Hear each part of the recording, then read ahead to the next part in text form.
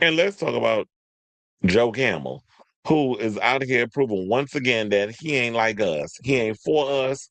He is an opportunistic piece of shit. And I respect Jay Z over the fact that what he has done in hip hop and all this other stuff. But this latest move got me side eyeing him like, you are a straight up disappointment. You will sell your own people up the river. Like, I really feel like if Jay Z could be, if he was a slave and he had an opportunity to be free and, we was all trying to escape the rail, via the Underground Railroad. His monkey ass would snitch. That's what he gives me with this shit. Because how the fuck you gonna go after everything with black people holding the line regarding this whole Target boycott? This camel looking motherfucker walking around with Blue Ivy's hair before it got the perm comb thrown through it, the hot comb put through it, gonna sit up in here and talk about he's doing a deal with Target when Tarjay done got rid of DEI. But I guess because you got your good cushy executive job, you don't give a fuck that the rest of these people out here how they being treated by these white conglomerates because you get to hobnob and be in the room with them. But I did come across this article from Baller Alert that I was like, okay, so they was on point with it. And it's funny how they had to put it as this is an opinion piece because I guess what it is, they didn't want to have like they didn't want people to come at them a certain way. But my thing is, you can hold two truths. You can still have an opinion in a lot of different ways. So yeah, so 30 years after Reasonable Doubt changed hip hop, Jay-Z is celebrating the milestone by an exclusive vinyl release through Tarjay. But instead of talking about only the music, many fans are talking about the retailer. On social media, critics argue that someone with Jay Z's influence could have chosen virtually any retailer to commemorate one of hip hop's most celebrated albums. Others defended the move, saying it's simply a business partnership that gives fans broad access to a collector's item that shouldn't be viewed through a political lens. That's where I have a problem because when y'all saying, but it's a product. He's selling. He's a capitalist. That's what Jay is. And so is Beyonce. So when y'all sit up here and try to act like, oh, they care about the community. Oh, yeah, they only care when they want the community to spend money on their shit. That's when they only give a fuck about y'all. Quiet as it's kept. So yeah, Bay, you getting dragged up in this shit too because you being complicit in the foolishness of your husband because you ain't no damn different in a lot of ways either. I'm not saying on her doing a deal with Target, but there's been things that Beyonce has done that we do side eye her with the whole capitalist accusations. And she do get caught up in that mess too. So you can like an artist, but still call them out on their shit. And this ain't the first time he's done this. Remember when Colin Kaepernick took a damn knee and he ended up losing his job with the NFL? What did Jay do? Oh, let me get in business with y'all so I can run the halftime. So we can hold to truth. You can love an artist for the things that they put out, but also hold their feet to the fire when they make horrible business decisions, especially when real black people who've been on the front lines who put this all in place, saying that this is something that we shouldn't, we need to hold the line on. And for the longest, we have been real consistent on not shopping up in Target. We can call out the thing, but when y'all go and say this last part would sends me every time when y'all pull this shit that it's a business partnership that gives fans broad access to a collector's item that shouldn't be viewed through a political lens. Target made it political the moment they decided to get rid of DEI and denying black folks the opportunity to just have a job. If black people weren't if people weren't discriminating against someone for having a name that was deemed ghetto in the eyes of some white businesses, because if a girl walked up in there named Shaquanda Jenkins, they're already looking at you in a way of like, I'm not hiring this person because I already know what that person is before I even look at their application.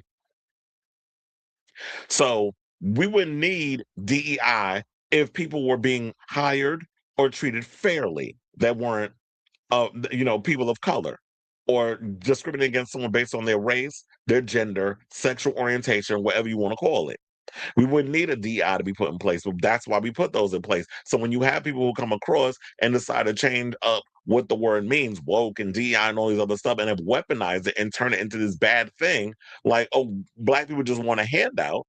And we don't sit up here looking for handouts. Well, I don't. And I'm sure there's always some rotten batches, rotten apples that's going to spoil the bunch. You do have those people that look for the handout. But then there are also people out here who are working hard who just want to be able to take care of themselves and their family, or if they don't have a family themselves, that are being discriminated against.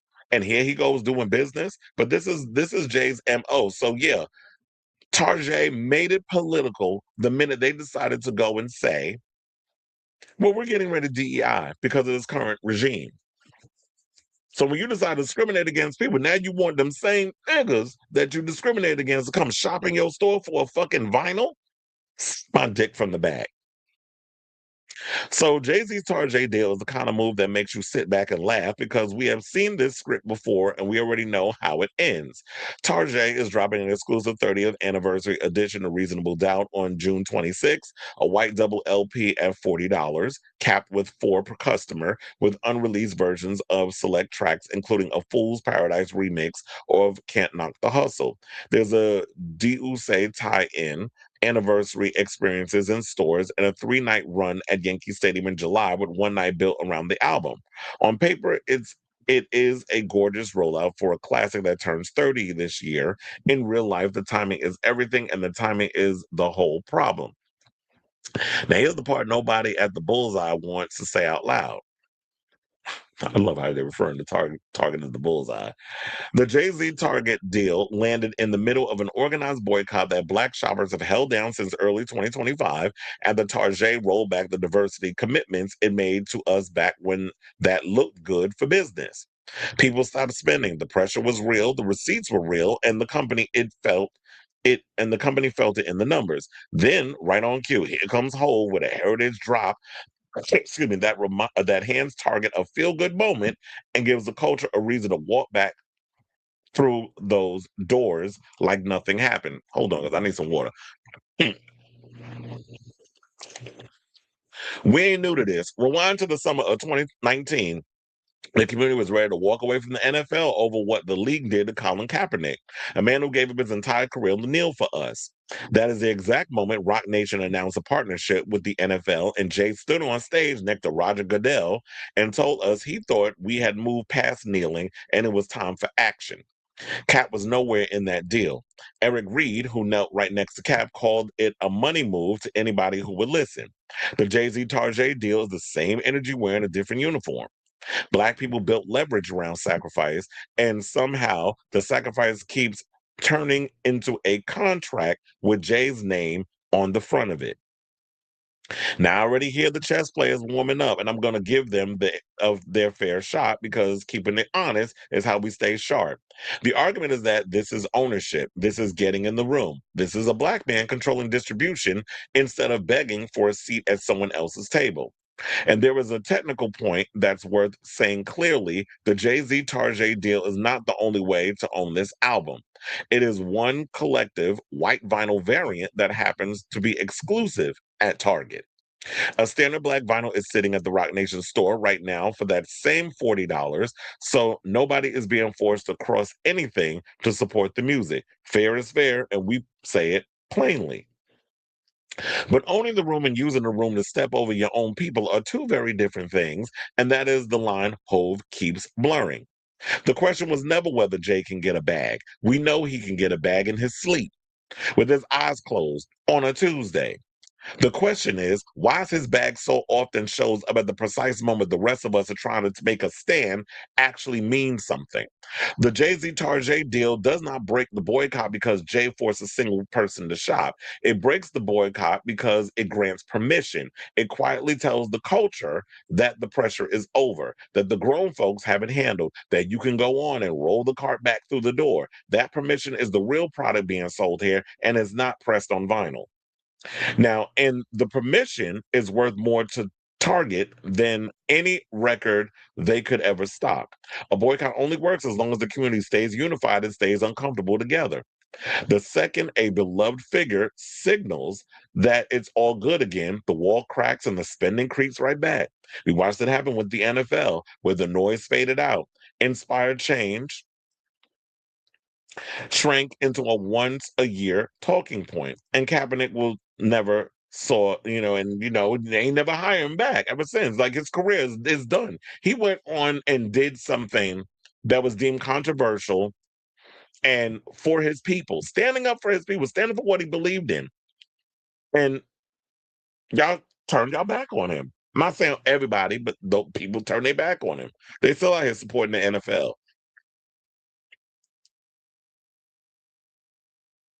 So none of this means you have to hate the album. So let me be clear before somebody twists it. Reasonable doubt is sacred, full stop. And Hove earned every single flower for it. You are allowed to love the man catalog and still keep both eyes wide open about the business. The Jay-Z Tarjay deal is asking us to separate the art from the play. And the beautiful thing is we are more than capable of holding both truths at the same time. Want the music? Grab the black vinyl from Rock Nation and never touch the boycott. Still standing 10 toes down? Keep your money exactly where your values are.